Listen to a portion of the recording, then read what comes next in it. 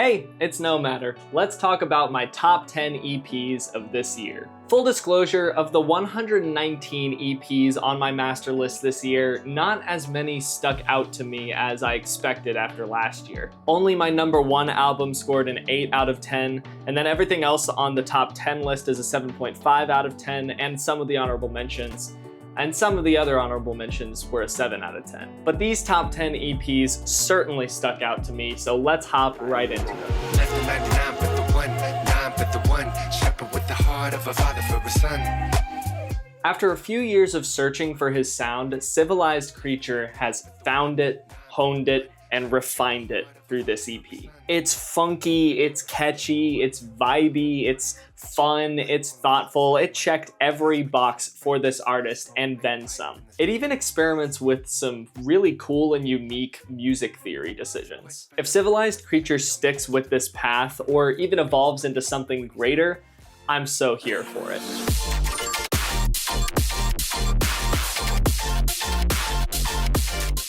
Devath was a fantastic find this year, and it was this EP that solidified what Future Rhythm was to me and confirmed my enjoyment of the genre. The sound design is so rich and satisfying among the off-kilter rhythms and fun melodies.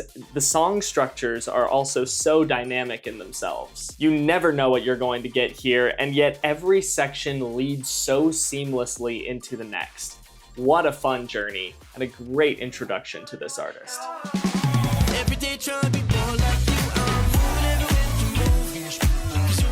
Rarely do either of these artists miss, and when they come together, magic happens. Turns out, magic also happens when they bring other artists in on the fun, as there were 2 collaborations on this EP, and in their previous original EP, there were none. They pivot a little stylistically on this one, going a funkier route instrumentally and a slightly heavier route lyrically, and both directions are a great success. Shout out to Believers for another great EP.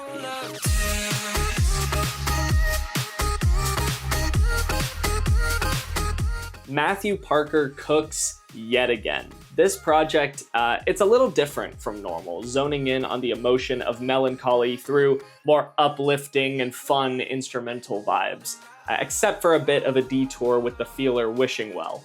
2 things set this project apart from his other projects. One is the vocal chops are something else. They complement the already great vocal performances and vocal production invaluably. In terms of the vocal performances, on Wishing Well, Matt sings the lowest I think I have ever heard him sing, which is, I think, just as impressive, if not more, than singing super high on a track. Second, the progression of this project is seamless, which is to say that almost every track perfect transitions into the next. And he doesn't do that often. I don't know that he's ever done that with a project, with a whole project. It's a super satisfying entry from him that only gets better upon multiple listens. I don't wanna be someone who loses all their faith and that their family hates. This EP is exactly what it looks like, a lament about church hurt, spiritual abuse, and religious anxiety. The way it's written is real, raw, and utterly heartbreaking. It's a project that feels as heavy as its subject matter, and it's set to catchy melodies and great sort of darker pop tunes, so it sticks with me in more than one way after each listen. Not at all what I expected from Mun, but this is such an important EP, and I'm glad he had this on his heart to share.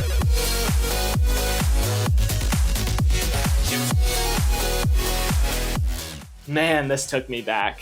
This quick 3-track project draws from the electro styles of the mid-2010s in both nostalgic and energetic fashion.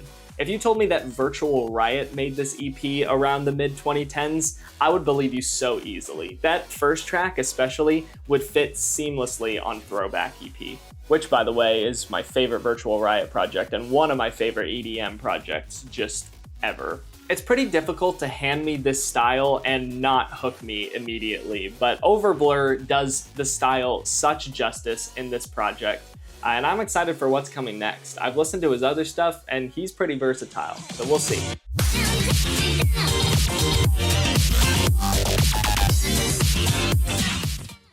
I don't even know where to start with this thing.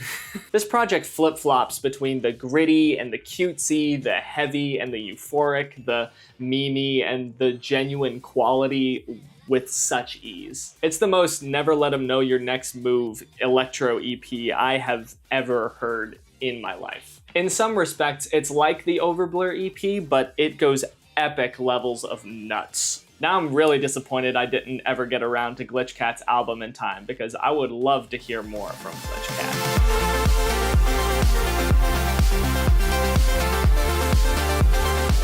Last year, when I found out Mern was making almost exclusively melodic house, I was a little cautious about this new direction. He'd made such creative stuff before, I was concerned he was throwing his potential away by making such a simple genre. But project after project, he's proven me wrong. Every time he makes that more emotive melodic house, it ends up being absolutely gorgeous and sweetly emotive. And this EP is one of the best examples of that fact. It just goes to show, Mern is that good.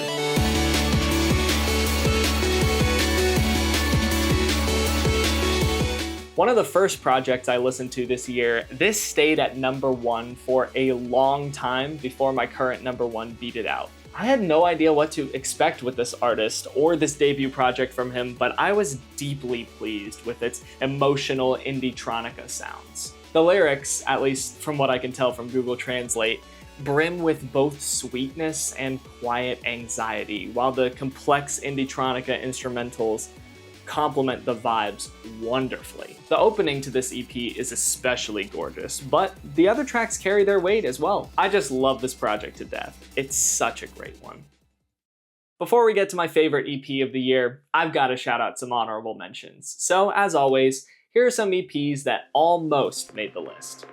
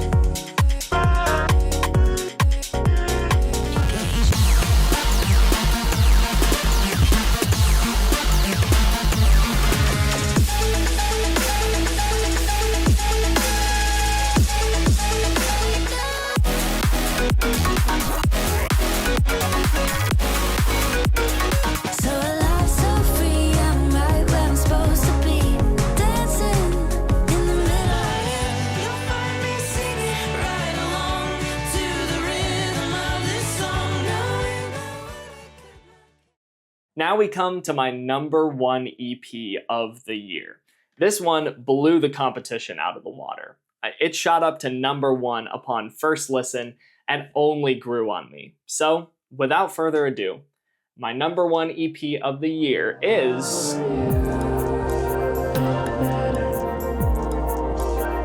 How are you? I'm kidding.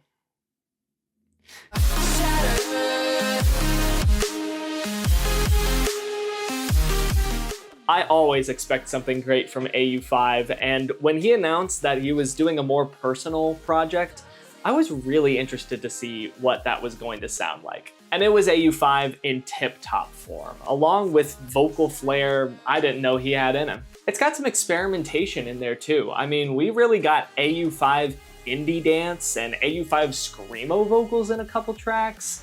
Not to mention, he does return to mel-dub styles that dang near always worked for him.